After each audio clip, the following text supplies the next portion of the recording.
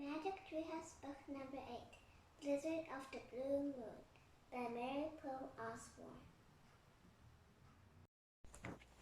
Chapter 4, Hard Times. The wind lashed the bare trees and swept the snow into tall drifts. "That way," said Annie. She led the way down the castle steps to the path. "Mr. Perkins was a nice guy," said Annie, as they headed towards the west side of the park. "Yeah," said Jack. "Someday I'd like to go back there and see all his weather instruments." Jack and Annie trudged through the storm until they saw buildings just beyond the trees. "We're almost out of Central Park," Annie said. Jack looked around. "Do you see Teddy and Kathleen?" he said. "No, but we'll keep going if we want to get to the zoo today," said Annie. Jack agreed. Mr. Perkins had said that the blizzard was going to turn into a monster after dark, and dark came early in November. They left the park and came to a wide city street. All sorts of things were blowing about in the wind. Newspapers, hats, and umbrellas turned inside out.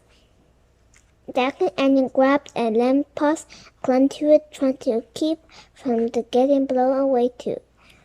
When there was a lull in a storm, they trudged across the avenue. It was lined with cars half buried in the snow. Jack and Annie started down a side street. They passed an old man and woman huddled in a doorway, wrapped in torn blankets, burning fire in a small stove. They passed a line of men dressed in red robes and standing outside a building. A sign said, "Free soup." Jack hoped everyone outside would find better shelter before the monster blizzard hit. "Excuse me," Annie called to a man in the line for free soup. "Do you know where the West Side IRT subway is?" "2 blocks," said the man. "Keep going." "Thanks," said Annie. Jack and Annie kept going. They passed a firehouse, a shoe store, and a newsstand. Everything was closed and shuttered. Peddlers' carts were stuck in drifts. Signs banged in the wind. One said, "Meatballs and beans, 10 cents." Another said, "Zero's Bakery, 5 cents a loaf." The third said, "Lodging $2 a week." Jack and Annie crossed the street. They saw newsboys huddled under a sturdy awning. The boys had wrapped their feet and legs in newspapers to keep warm. "Excuse me, where's the subway?" Jack shouted. "End of the block and around the corner, Green Bob," said the boy. "Green Bob?" wondered Jack. "What does that mean?" "Thanks, Annie. You guys should go home after dark. The storm's turning into a monster." After Jack and Annie trudged on, when they turned to the corner, Annie shouted, "Look, a green ball!" On the top of the post was a large green ball. The post was next to the stairway that led underground. A sign said, "Uptown IRT trains, 1, 2, 3. "That's it," Mr. Perkins said. "We should take the number 2, said Annie. "Wait, do you see Teddy and Kathleen?" said Jack, peering through the snow. Annie looked with him down the city street. "I don't see them, but they'll sure find us," said Annie. She and Annie started down the stairs that led underground. The stairway was filled with people trying to get out of the storm. Jack and Annie walked with the crowd into the subway station. A long line waited in front of a turnstile. A sign over the turnstile said, "Subway, 5 cents. "Oops, do you have any money for the subway?" Annie asked Jack. "Yeah, I think I left home with at least $1 in change," said Jack. He reached into his pocket and pulled out 2 nickels. "Cool," said Annie. She led the way to the line. As they waited, Jack looked around the station. A banjo player played a silly tune, but no one smiled. A man in rags walked around, holding out a hat, begging for money. Jack took another nickel from his pocket and dropped it into the hat. Thank you, bless you," said the beggar. "Sure," said Jack. As the beggar walked on, Jack looked at Annie. Boy, just a little nickel made him so happy, he said. I know. Everyone seems really poor and desperate here, said Annie. I wonder why, said Jack. While the line moved slowly towards the turnstile, he pored over the research book he read aloud from the introduction. In the 1930s, New York City, as well as the rest of the United States, suffered the hard times known as the Great Depression. Jobs were scarce, and many people had no money or homes. That's what Mr. Perkins was talking about, said Jack. Hard times. I wish we could help everyone, said Annie. Me too, said Jack. But right now our mission is to save a unicorn under a spell, said Annie. Jack frowned. Our mission sounds like a fairy tale from a make-believe world, he said, not the real world of the Great Depression. I know, said Annie. Hey, it's almost our turn. What do we do?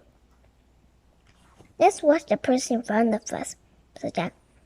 Jack and Annie watched an old man put her nickel into the slot of a turnstile, which led to the train platform. The woman pushed through and joined the crowd of people waiting for the train. Jack and Annie put their nickels into the slot and pushed through too. The platform was bitterly cold. People looked worried as they feared the subway train might never come. Jack felt worried too, but mainly because their mission wasn't making any sense. They were trying to get to the zoo before the blue moon and before a monster blizzard hit the city. But when they go to a zoo, what then? This is what I don't understand, Jack said to Annie. The poem says the unicorn is on public display. But if that's true, why haven't we ever read about New York City once having a unicorn in a zoo? That would be major news. Yeah, but remember the poem says he's hidden well, and he's under a spell, said Annie. So maybe the spell makes him look like he's a regular animal.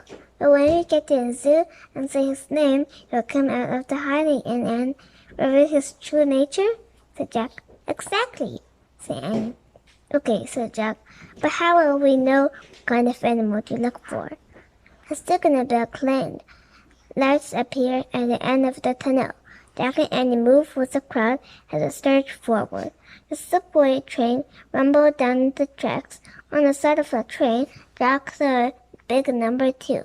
That's us, he said. When the train stopped, everyone on the platform crammed inside. Jack and Annie were squashed into one of the first cars. All the seats were taken, so they had to stand in the aisle. When they held onto the silver pole as more riders squeezed into the subway car and grabbed the straps hanging overhead.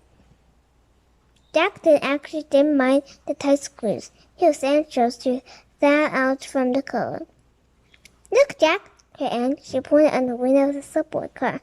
Jack peered at the window, just in time to see 2 people rush across the platform towards one of the rear cars. One was dressed in a dark cape, the other in a tan raincoat.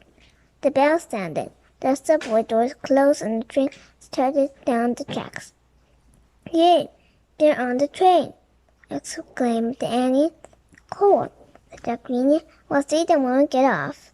Hey, where do we get off? Said Annie. Oh man, we forget to ask, said Jack. He turned to a lady next to them. Excuse me, where do we get out for Barnack Zoo? He asked her. Dermot Avenue, the woman said gruffly. Where's that? Asked Annie. There's a map, said the woman. She pointed to a map on the wall above the row of seated passengers. Jack and Annie stared at all the colorful lines that showed the subway station. That should make sense, said Jack. Do you need help? Said the girl sitting under the map said. She wore a tattered purple shawl over her head and shoulders. Yes, please, said Annie. Can't tell us where we get out for the Barnack Zoo? It must farther north, said the girl.